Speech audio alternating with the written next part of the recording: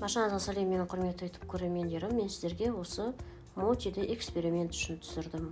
Мотидің арнайы клейкая рисовая мука деген осындай аппақ ұны болады. Қазір мотидің екі түрін жасаймыз. Біреуі шоколадты, біреуі сары түсте болады. Қалаған түстеріңізде боя болсаңыздар бола береді. Ал мына мотидің арнайы ұны осындай.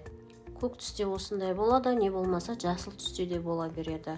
Сыртының түр түсі басқа болғанмен ішіндегі рисовая клейкая мука деген ол барлығы бірдей. Ал енді мына жерде мен қазір екі түске бояймын осы екі ұнды. Ең алдымен осыған қант ұнтағын салып аламыз. Қант ұнтағын мен өзім кофемолкадан өткізіп, осылай алдын ала дайындап жасап аламын. Дүкеннің дайын қант ұнтағын қолдансаңыздар да бола береді, ешқандай айырмашылығы жоқ. Ал енді сары түске бояу үшін мен осындай тортқа арналған топ деко бояғышын қолданамын.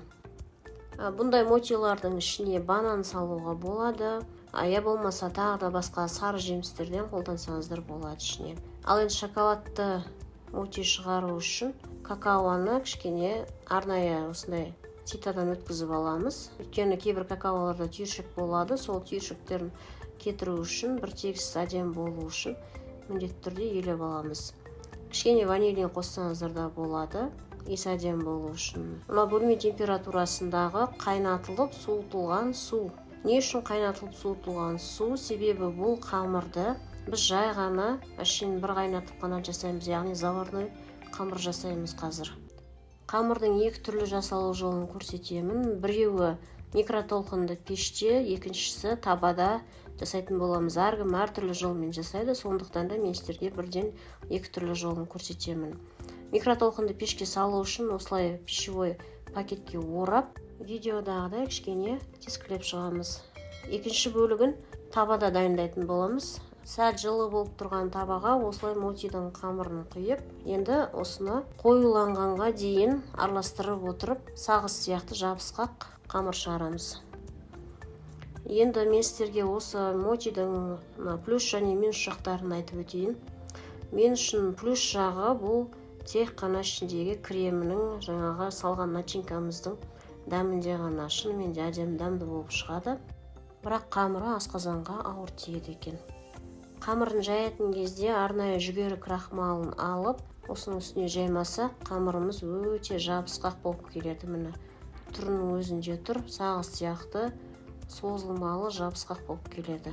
Бұл дегеніміз, яғни мына қамыр қанша дегенмен кішкене ғана толық қайнатылмаған, пеште толық піспеген, шала қайнатылған қамыр болғандықтан осылай сағыз сияқты болып тұрады үлбіреп. Міне крахмалдаған кезде кішкене қолға жабысуы азайып қалады. Содан кейін қамырды емін-еркін осылай қолымызбен қозғай аламыз. Енді қамырды кішкене қатайтып алу үшін осылай пищевой пленкамызға орап, тоңазытқышқа салып қоямыз 15 минутқа. Мынау менде манганың пюресі, манго езбесі. Қаласаңыздар құлпынай, не болмаса таңқурай алсаңыздар да болады. Мынау желатин алдын ала дайындалып қойған. Желатинді салқын суға дайындаймыз. Сондықтан да бұны қазір мангоға қосу үшін кішкене ысытып аламыз. Микротолқынды пешке осылай ысытып алып, мангамызға араластырамыз. Начинкамыз, яғни мотидің ішіне салатын салмамыз. Мұздатқышта қатыруымыз керек бұл начинкаларымызды.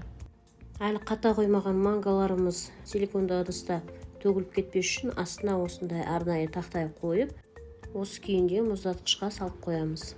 Енді шоколадты мотидің ортасына салу үшін осылай мұздан ертілген таңқурай мен шоколад екеуінің ерітіндісін қосып, әдемі, керемет дәмі бар шоколадты конфет жасаймыз.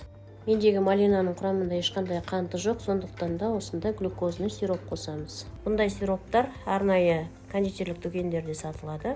Я болмаса жай ғана қант ұнтағын салсаңыздар да болады.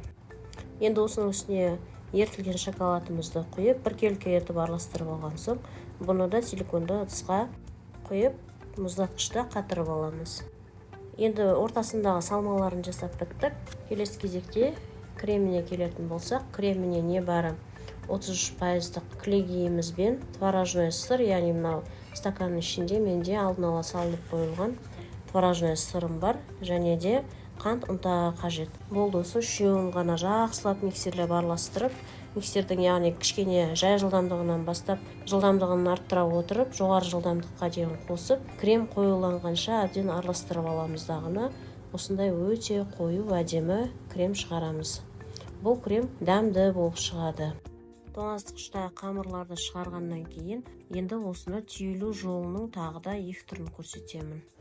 Негізінде қамырды басында дайындаған кезде бірден кесіп алып, бөлек-бөлек шарик жасап, содан кейін барып жайып отырып, ортасына пищевой пленка салып, холодильникке қойып қойсаңыздар, мотиді түйу оңайырақ болады.